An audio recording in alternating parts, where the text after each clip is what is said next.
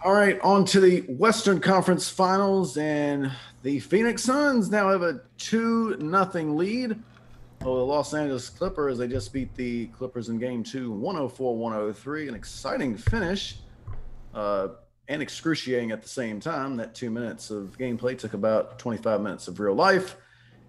And but DeAndre Ayton with a tip in lob thing with the final seconds. And the Suns have now won 9 straight playoff games. They get 29 points from Cameron Payne. Ayton had 24 points and 14 rebounds. He was 12 of 15 from the floor.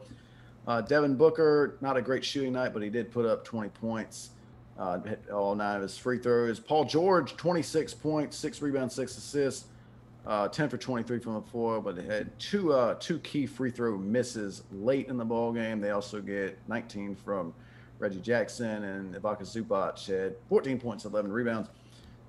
Drink, this is the third consecutive series the Clippers have been down 2-0. Any chance that they can rally in this one?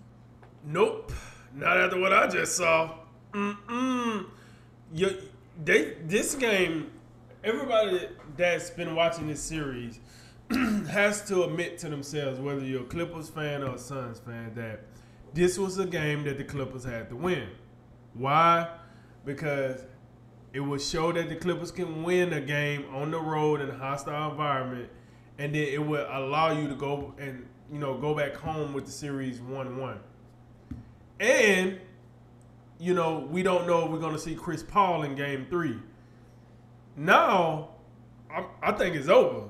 I mean, if I had a broom right now, I'd be waving it all around him. It's over. I think that game might have crushed some mental, that collapse. I mean, Paul George, I don't know.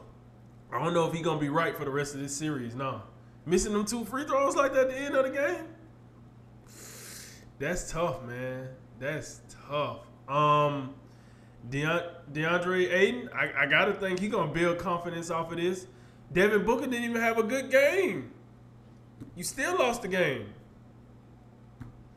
Once again, let me repeat myself. Chris Paul wasn't there. He's gonna come back eventually, or maybe not. Maybe he might just say, "Hey, I got COVID. I'm out of here. You boys got it. Go and wrap it up." I don't know. Like this series seemed to be over to me, man, because Kawhi Leonard ain't coming out of that locker room, and what else could the Clippers do different? What could they do different that they didn't do in Game 1 and 2? I would have to know. I don't know. Paul George could have won the game. I don't know if he would have won the game, but he could have put the Clippers in position to win the game had he made his 2 free throws. He missed them, and then Jay Crowder. Oh my! That pass. I mean, don't get me wrong. DeAndre Ayton had a handful of jerseys. I mean, he looked like an offensive lineman out there, the way he was grabbing that jersey. But at the end of the day, they didn't call it, and Jay Crowder dropped a beautiful dime over the rim. And DeAndre Ayton took it home, which I didn't know that play on and ran off 0.2 of a second, but hey, whatever, no big deal. Clippers get the ball back again, Paul George catch the ball, and we seen what happened. Listen, this is bad for Paul George. That was not what Paul George needed. That was this bad. This bad. And listen, I think this series is over. I said I think it's a sweep. Devin Booker, I don't think he's gonna keep playing a game on the level of what he played tonight. So he's gonna play better. Yeah, man. It's just nothing else I can say. Like this series, this is a sweep. I think this is a sweep. And the Suns gonna do what they do. Chris Paul probably come and play, one of these next 2 games. He might not even play both.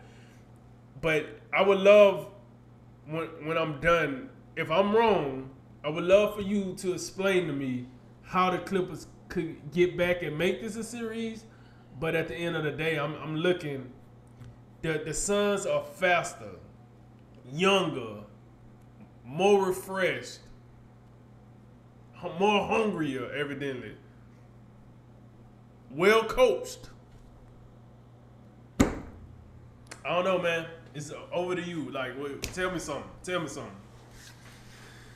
I don't think it's completely out of the question that the Clippers could find a way back, but I don't see it happening. Uh, they have. It is important to point out they've come back from back-to-back 2-0 deficits to win series against Dallas and against Utah. But also keep in mind that last year we saw Denver recover from back-to-back 3-1 deficits, and then in the Western Conference Finals they got down 3-1 again, and that was it. You can only play with fire so often before you're gonna get burned, and I think that's what's gonna happen here.